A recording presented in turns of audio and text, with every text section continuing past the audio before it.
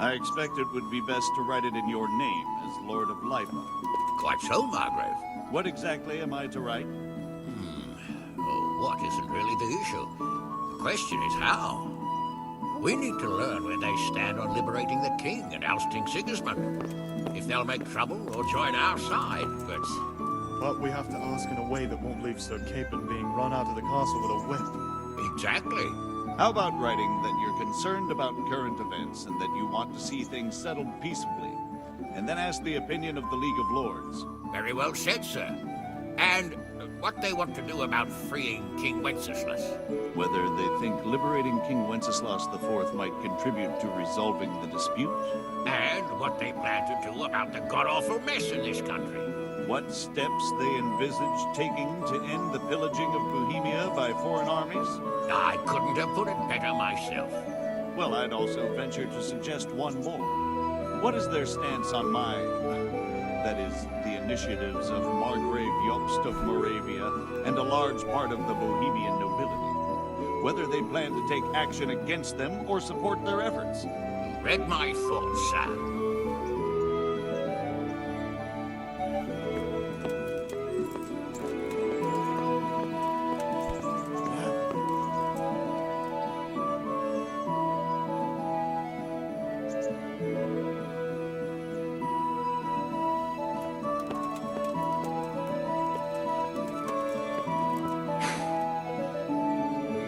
So what do you think of it all, Sir Divish? I think I don't know what to think. That makes two of us.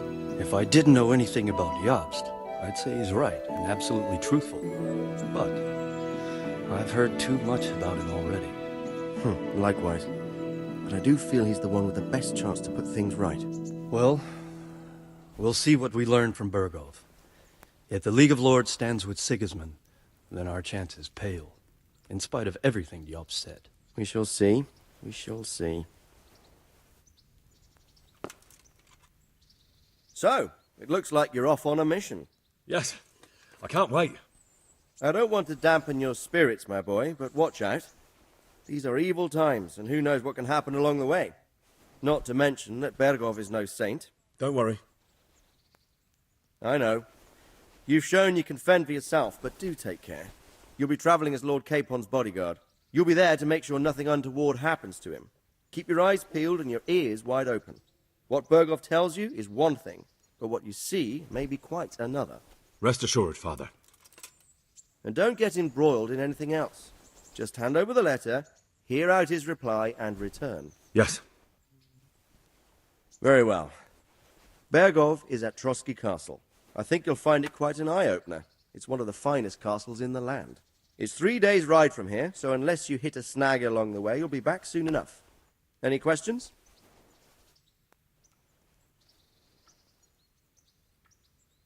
I'm getting a bit lost in the Luxembourg lineage. It all seems a bit too tangled. The Luxembourgs have ruled the Empire and Bohemia for almost 100 years now. Emperor Charles brought this land to prominence. When he was in power, things had never been so good.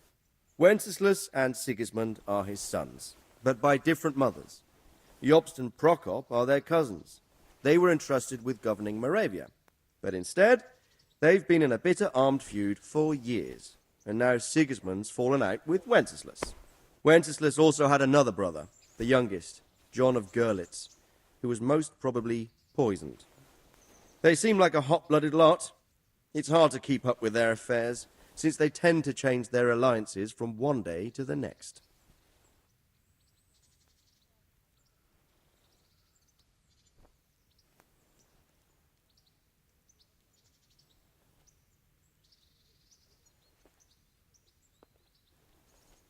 Who is he really, this Jobst? The cousin of King Wenceslas. He's the Margrave of Moravia. I admit I don't know what to make of him myself. Until recently, he was allied with the League of Lords. For a time, he even served Rupert of the Palatinate against the king. And now suddenly, he's reversed his position. I don't know what led him to do it, and one can't help being suspicious. It's best to keep a watchful eye on him. But he really is the leader of the resistance against Sigismund these days. We'll just have to see how it all turns out. I'm a bit concerned so many people seem to think so little of King Wenceslas. You knew him, didn't you? What's he really like? Well, there's no straightforward answer to that question. He certainly makes a great hunting and drinking companion, but he can be very fiery and impetuous when things don't go how he'd like them. He never had much of a head for high office. He finds it tiresome. But once a man's grasped the scepter, it's hard to let it go again. You can't just abscond. You've seen for yourself what happens when he disappears for a few months. Better a bad but legitimate king than a bloody war over the throne.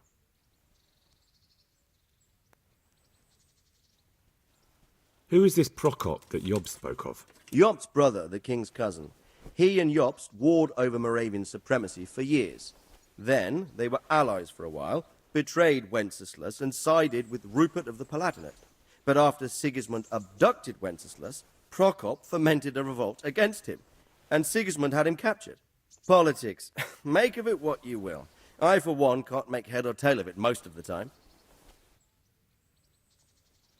The League of Lords and that Berghoff we're off to see. Who are they exactly? The lords of the powerful houses. Heinrich of Rosenberg, Otto of Berghoff, Heinrich of Radetz, and others. They're unhappy with the way their influence declined after Wenceslas surrounded himself with the lesser orders of nobility. They abducted the king years ago and made him bow to their will. They got away with it that time, and now they've joined forces with Sigismund and done it again. But now it seems that Sigismund's behavior is starting to rub them up the wrong way, so they may well be thinking twice. We'll see what Berghoff has to say. I don't know all that much about Sigismund. He's the king's younger brother and king of Hungary in his own right. 7 years ago, he led a crusade against the Turks and was defeated at Nicopolis. Some say it was due to the recklessness of the French knights, most of whom were mercilessly slaughtered. Sigismund is ambitious and capable. He might well make a better ruler than Wenceslas, but he's arrogant, and to our misfortune, brutal. Not long ago, he himself was held captive by the Hungarian nobility. They dislike him as much as some of the Czech and German noblemen do his brother Wenceslas. Ironically, Wenceslas joined forces with Jobst to liberate him. And now this is how Sigismund repays his brother. There's no doubt about it, God does move in mysterious ways.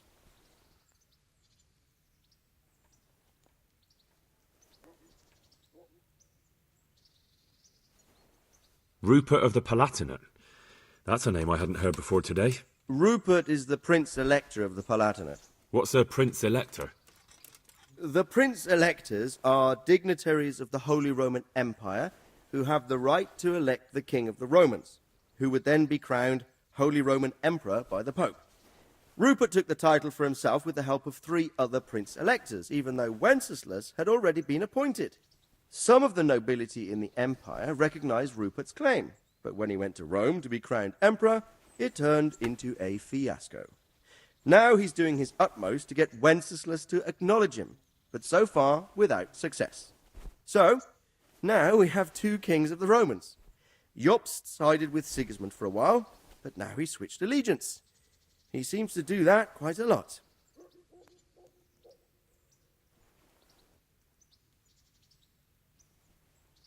That young man, Sir John of Liechtenstein. Why is he here?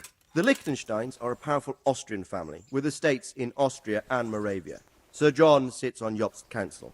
Since the king's being held captive in Vienna, I suppose it makes sense to have a powerful Austrian house as allies. It could be very useful.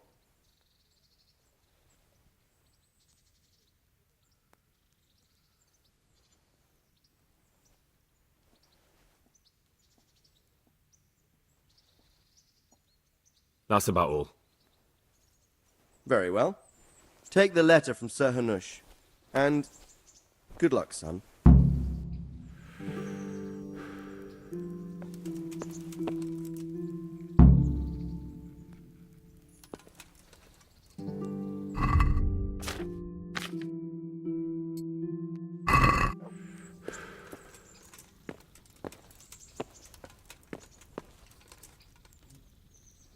God's blessings. What can I do for you?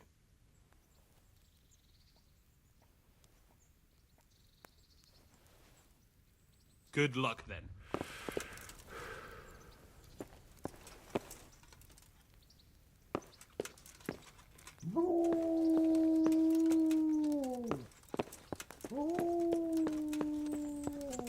So, what do you think of Margrave Jobst, Bernard?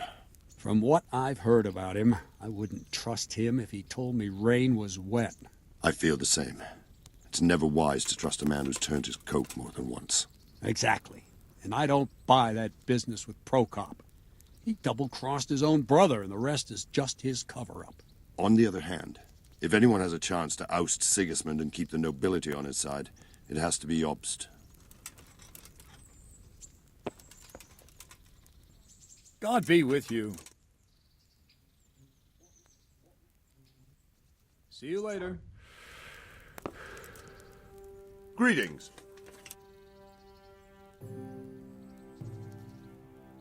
What do you think of Job's speech, Sir Robard? Honestly, lad, I wouldn't trust a word he says. He'll drag us into something, and when the going gets tough, he'll turn tail and leave us to deal with the consequences. And who is this Jobst exactly? He spent 20 years wrangling over Moravia with his brother, Prokop. Then they suddenly reconciled when Sigismund was captured in Hungary, and they went plundering there, claiming it was with the aim of liberating him. When Wenceslas sent them to parley with his enemy, Rupert of the Palatinate, the pair of them turned coats on the spot, took sides with Rupert, and together with the League of Lords and the Meissen nobles, laid siege to Prague. But then they made terms with the king. He agreed to hand over part of the government, and they sent the Meisseners home. This is no ancient history I'm talking about. It was only 2 years ago, and now, suddenly, he's Wenceslas's greatest ally. Can you trust someone like that?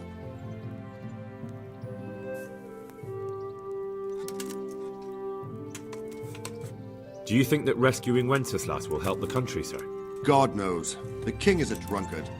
If he governed instead of boozing, wenching at the baths and hunting, there'd be peace and order.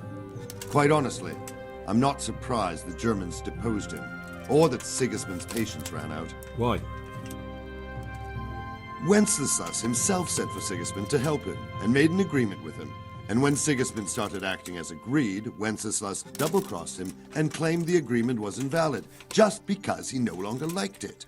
What would you have done in Sigismund's place? On the other hand, now we've seen what Sigismund has been getting up to here, it's clear he's no better a sovereign than his brother.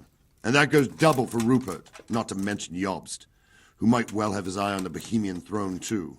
So, all in all, we're probably best off with the drunkard. Better the devil you know.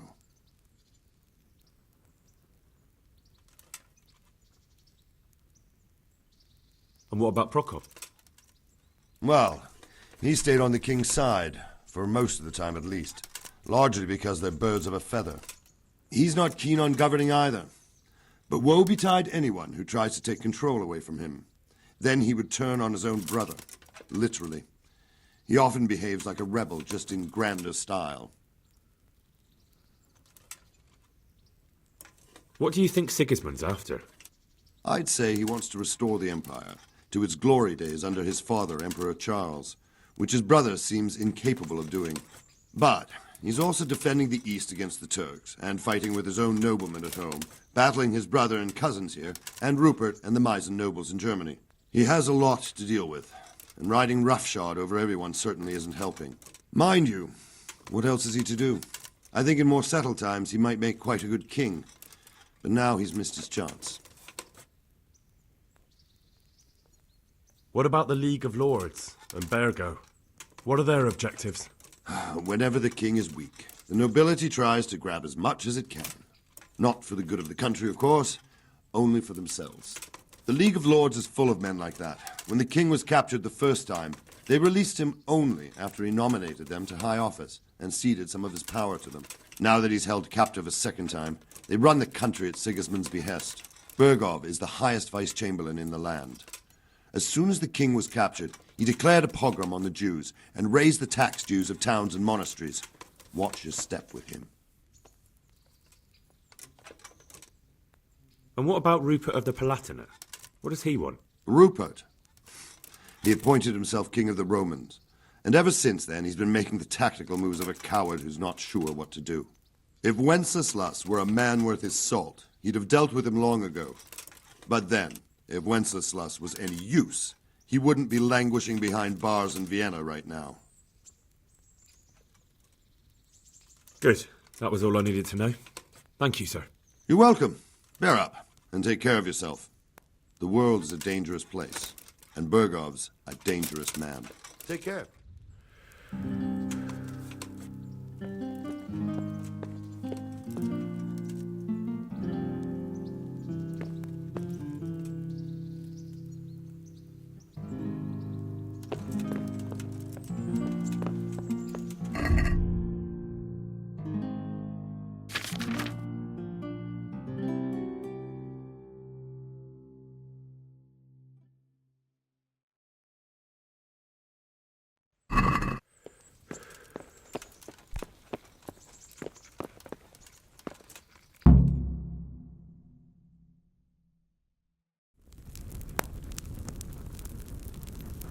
I believe we have written it well, gentlemen. Without a doubt. No one could deduce from this whether we are Sigismund's allies or foes. I must travel back to Brno now, but soon I will go to Brandenburg and I will stop here on the way back. By then, Sir Capon should be back and we can discuss how to proceed. Right. Before you leave, my lord, there is one thing that gives me no rest. Why did Sigismund come as a foe? It makes no sense. If I may, sir, I think I can explain. Oh, please enlighten us, young sir. I live not far from Hungary, where Sigismund reigns. It is a savage country, and the constant war with the Turks has hardened the people. They need a monarch with an iron hand. So when Sigismund felt the wind of revolt, he reacted as he would at home. Only what works on the Hungarian nobles does not work here in Bohemia. Bringing order is one thing, but slaughtering and pillaging with a horde of barbarians quite another. What purpose does that serve? But Sigismund did give the Bohemian nobles a chance to take his side. It was only when they refused his ultimatum that he lost patience and took to the sword. As for the barbarians, he could afford nothing better. The Hungarian nobility would gain nothing from joining his campaign in Bohemia. He didn't have enough coin for a regular army, and so he recruited the Cumans. What he does not pay them, they make up for in plunder. But in the end, he didn't have enough to even satisfy the Cumans. That's why he raided Kuttenberg and Skalitz. He wanted the silver. That makes sense. My lords, how's the letter coming along? It's done. Then we can be on our way. Now remember what we said, boy. All you have to do is deliver the letter, listen to the answer, and come back here. Don't provoke Berghoff in any way. Provoke? Me? Never, Uncle. We'll be back in a few days. Farewell, your graces. Come, Henry, my men are waiting. I wish you Godspeed.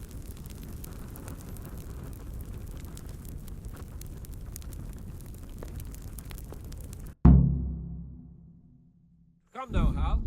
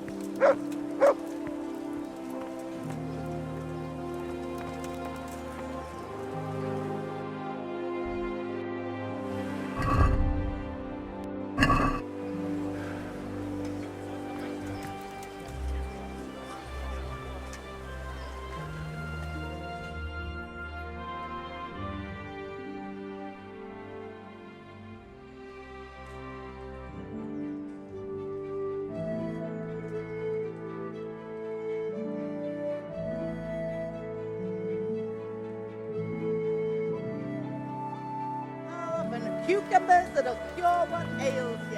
Come get them.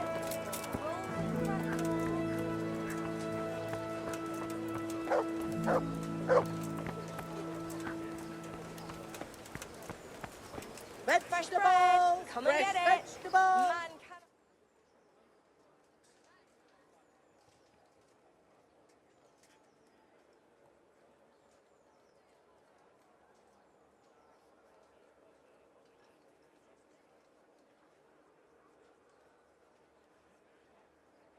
Right up.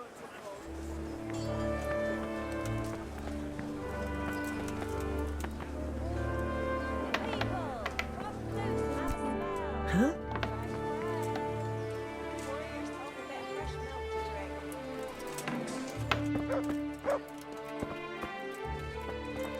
What the? Greetings, good night. God be with you.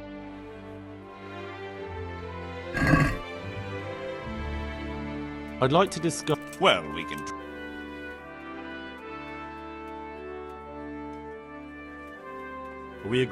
You're.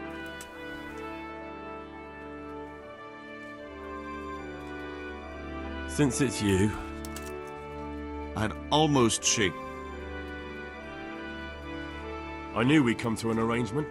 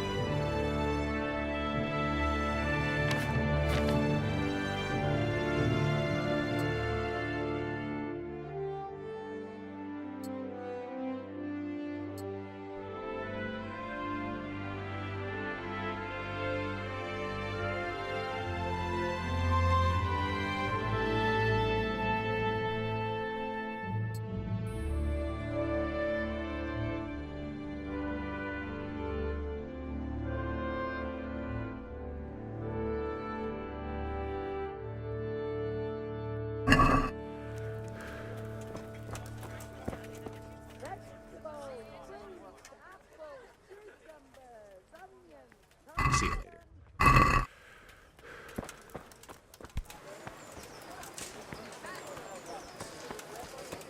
Cabbage! Cabbage! Green cabbage! Get it before it comes. Come and get it. God be with...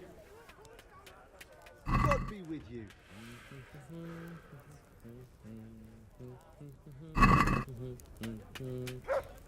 I'd like to discuss.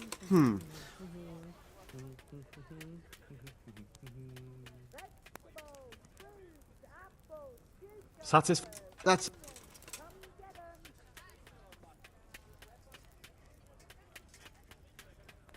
Fun.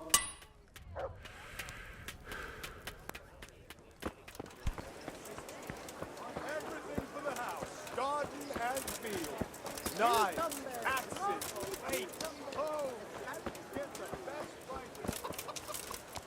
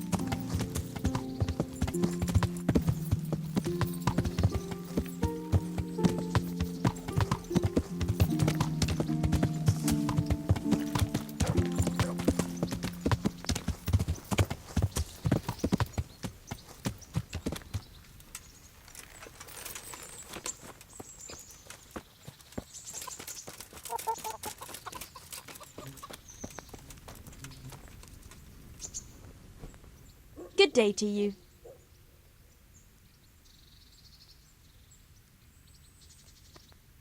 I'm interested. And Ah. I'm good luck then.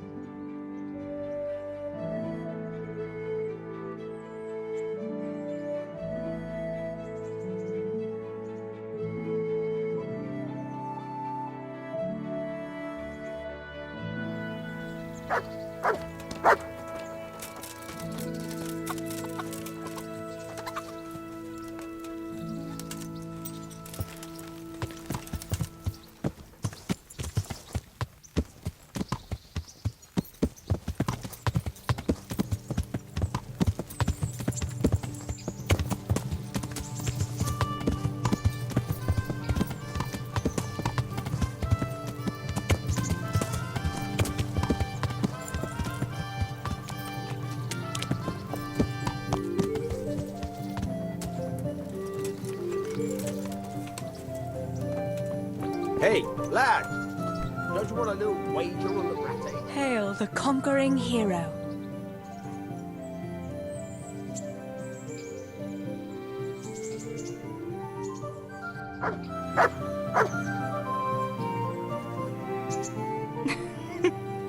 I could hear you rattling a mile off in that armor. Wouldn't you like to take us? I'd love to.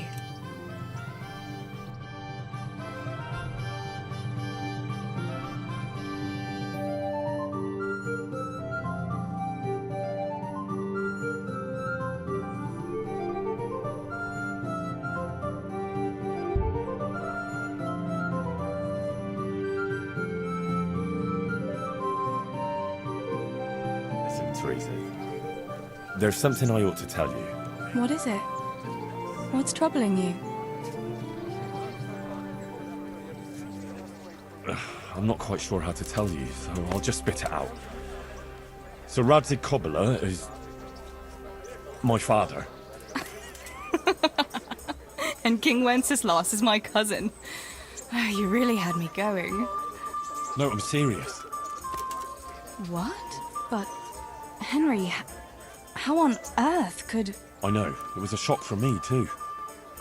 It turns out Sir Radzig and my mother had some... romance. Of course, he couldn't marry a commoner. And your father? I mean the blacksmith. God, that sounds so odd. I mean Martin. He knew Sir Radzig from way back. Martin... Pa married her before I was born, to protect her reputation, and raise me as his own. And Sir Radzig allowed it? Sure. Actually, I get a feeling the whole thing was agreed between them. Sir Radzig was glad she wasn't left alone with a child. My God, Henry, that's just...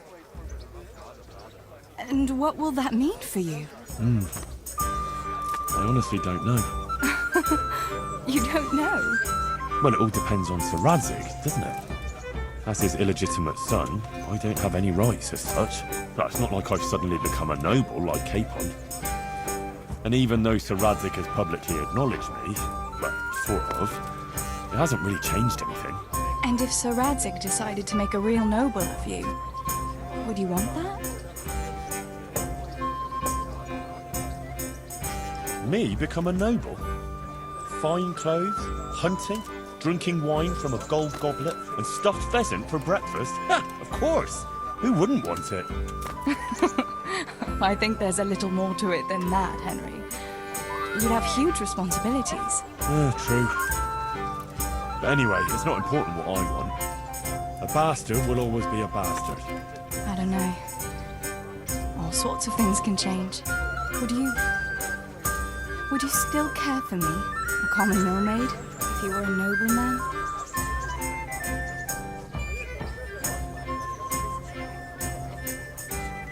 Of course. I'll always be fond of you. Nothing will change that. I'll remember that. I hope you won't regret those words. No fear of that.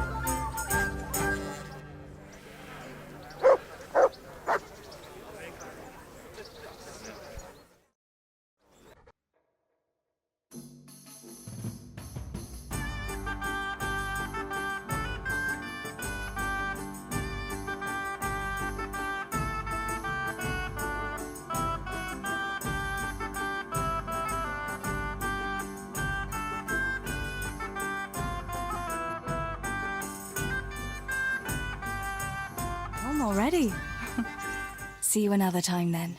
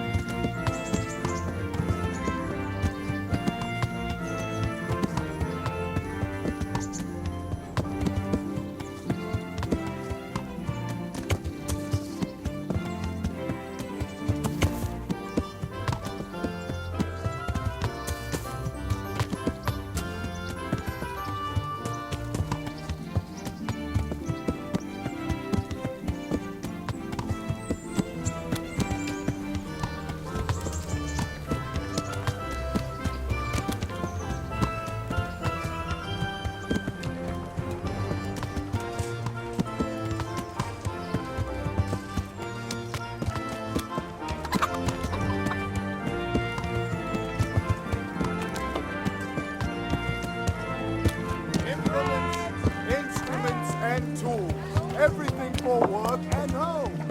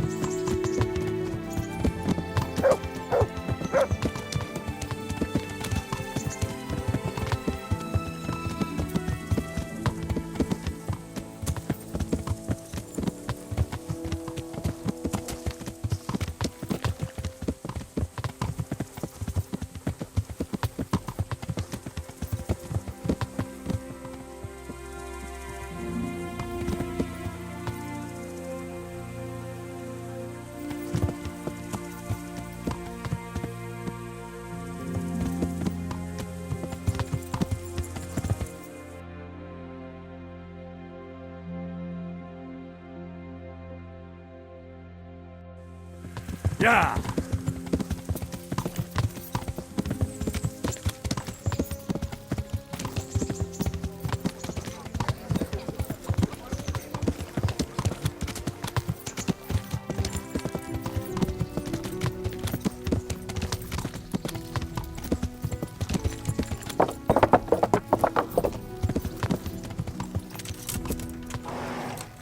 Ugh! What's what you're doing? There's people walking here. Sir Capon didn't want to wait for you any longer, sir, so he left to go hunting. He said they'd wait for you in the camp by the road, near Neuhof.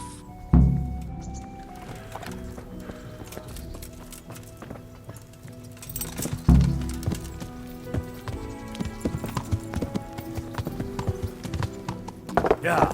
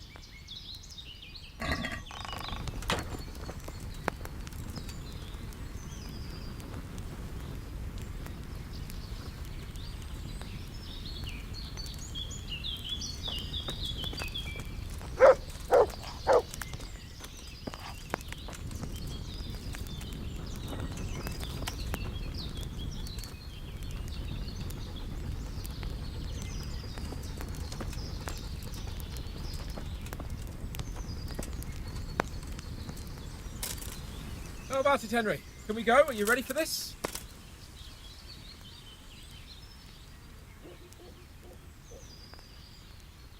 I wanted to ask you a few things. What do you think about Sir Jobst and his plan?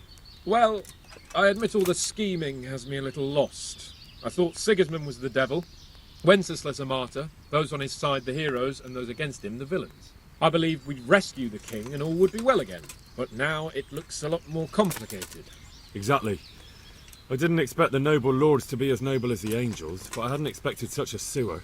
They behave like children. I can't fathom how after all this backstabbing they're somehow still on speaking terms. I don't know either. It beggars belief.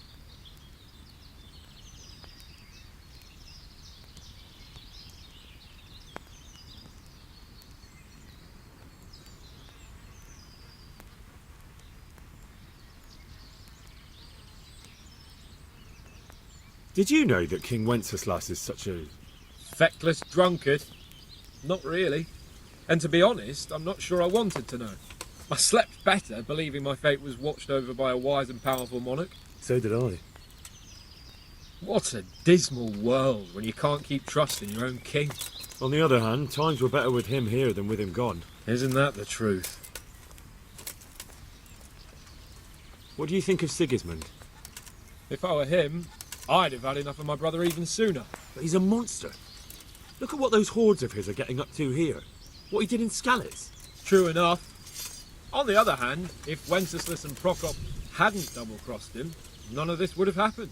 No one forced him to burn Skalitz. That's a fact.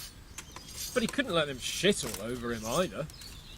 Not that I'm defending him, mind. He's a weasel. No doubt about that. Do you know anything about Prokop? Ha! Sir Hanush could tell you a thing or two about him. Why? Last winter, a certain Sir Jan Sokol of Lamberg, a well-known knight, or robber baron to some, tried to occupy the city of Iglau, which was on the orders of none other than Prokop. And what has that got to do with Hanush? Well, he was there with him. Of course that's not something to brag about in front of Jobst. And what was it all about? They wanted to occupy a city that was on the side of the League of Lords, but despite there being several hundred strong, they didn't take it. For one thing, they couldn't get past the Iglau women, with their pitchforks and cauldrons of hot water. I would never have thought of Sir Hanush as such a rebel. And have you heard anything about Rupert of the Palatinate? A little. He can't manage even to wrest power from a king who doesn't much care for ruling and isn't fighting back. That doesn't seem like a man who has what it takes to rule. And that's all I need to know. And that Berghoff we're going to see. Do you know anything about him? I haven't heard much good about him, but I have a feeling that some other nobles are quite in awe of him. And his castle is apparently quite impressive. I'll be interested to see for myself. And what about the League of Lords? Wealthy, pompous. The king doesn't seem to like them much. He's chosen to let the lesser ranks of the nobility into his circle, men like your father. I admit I don't blame him one bit, but the lords weren't happy about their lost influence, so they put their foot down. If I were Wenceslas, I'd have let them hang after they abducted me the first time, but he gave them seats at the provincial council. Little wonder they're back at their old tricks. Of course. At last I'll get to see more of the country and have a bit of an outing. Quite.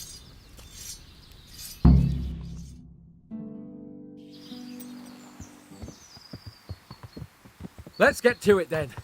I finally have the feeling we're doing something worthwhile. We're helping to save the king. Instead of saving his drunken majesty, I'd rather find that whoreson who murdered my parents, get the sword back from him, and skewer him with it. Cheer up, Henry. I've a feeling you'll get your chance one day, and it won't be long in coming. Forward, men! Audentes fortuna juvat!